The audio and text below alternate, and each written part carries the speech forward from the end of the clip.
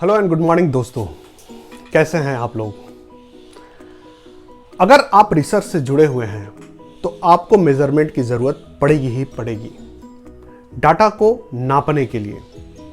और डाटा में वेरिएबल और नॉन वेरिएबल दोनों तरह के डाटा हो सकते हैं।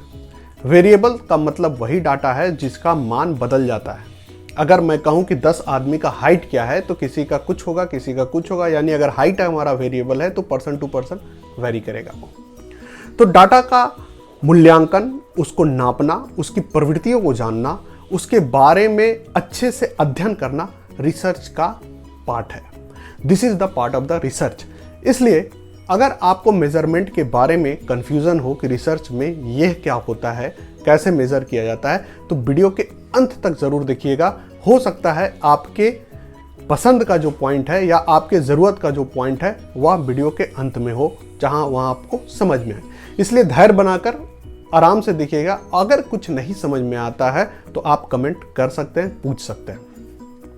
अब मेजरमेंट में हम डाटा के बारे में कई चीज़ों को जानते हैं। सबसे पहले तो डाटा का नामांकन करते हैं।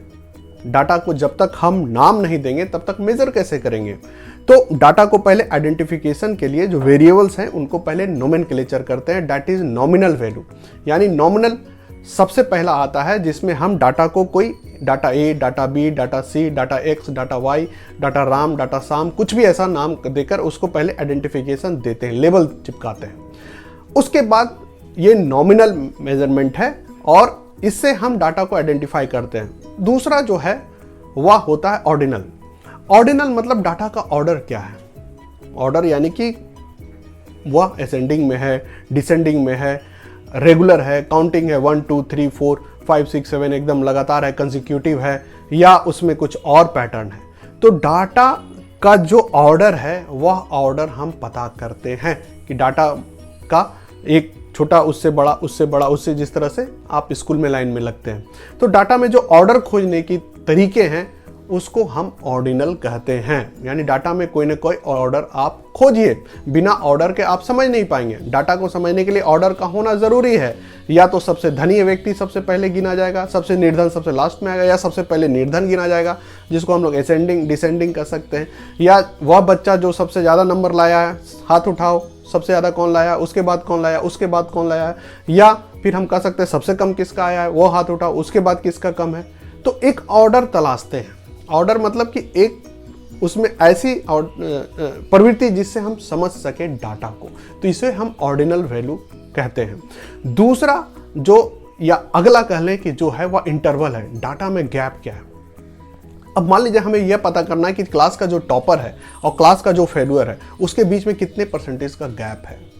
तो गैप भी डाटा को समझने के लिए ज़रूरी होता है और गैप से आप समझ सकते हैं कि एक डाटा दूसरे डाटा से कितना ज़्यादा आगे है या कितना कम पीछे है, कम पीछे है। तो डाटा में गैप का भी बहुत इंपॉर्टेंस होता है। कोई अगर 4 है और कोई 16 है तो दोनों के बीच में गैप क्या होगा, दोनों को माइनस करके आप जान सकते हैं। और भी तरीके हैं गैप देखने के। कोई अगर हाइट में कुछ है, कोई अगर हाइट में छोटा है तो उसमें भी थोड़ा सा अंतर आ जाता है। तो गैप में आप यह भी देखते हैं कि कोई डाटा एक डाटा से कैसे डिफरेंस है। द डिफरेंस बिटवीन दो data is the called gap. अब डाटा का जो अगला तरीका है वह यह है कि डाटा में रेशियो होता है। गैप का तुलनात्मक अध्ययन आप करते हैं कि रेशियो जिसमें निकालते हैं कि कोई अगर आगे है, अगर कोई क्लास का टॉपर है और कोई फेलुअर है तो दोनों के बीच में रेशियो कितना है, कितना वो मेहनत करेगा तो टॉपर हो सकता है, या ये कितना लैकलस्टर या वो कितना डाउन में जाएगा तो फिर उसके बराबर हो सकता है। तो रेशियो भी डाटा को समझाने का तरीका होता है और रेशियो से आप पता करते हैं कि कोई अगर आगे है तो कितना है, कोई पीछे है तो कितना है, दोनों के बीच में गैप क्या है, परसेंटेज क्या है। तो परसेंटेज निकालने का जो तरीका है या डाटा को जो परिभाषित करने का तरीका है यह भी एक रेशियो में आता है। तो ये सब कुल मिलाकर डाटा को समझने के या डाटा का मूल्यांकन करने के, डाटा को रिप्रेजेंट करने के लिए रिसर्च में काफ़ी काम आने वाले ये सारे स्किल हैं। अगर किसी को मेजरमेंट आती है सही से, डाटा में आप इन चारों चीज़ों का अगर सही सही प्रयोग करते हैं तो ना सिर्फ आपका रिसर्च वैलिड होगा बल्कि वह मूल्यांकन में भी सही पाया जाएगा। आप उसको इंप्लीमेंट भी करेंगे तो वो रिजल्ट ओरिएंटेड होगा और आपको रिसर्च में मददगार भी होगा। तो आज की आपको प्रस्तुति कैसी लगी ज़रूर बताइएगा, और अच्छी लगी होगी तो कमेंट जरूर करिएगा, लाइक का बटन दबा सकते हैं, सब्सक्राइब भी चैनल को कर सकते हैं। मिलते हैं इसी तरह से किसी महत्वपूर्ण प्रस्तुति के साथ। धन्यवाद।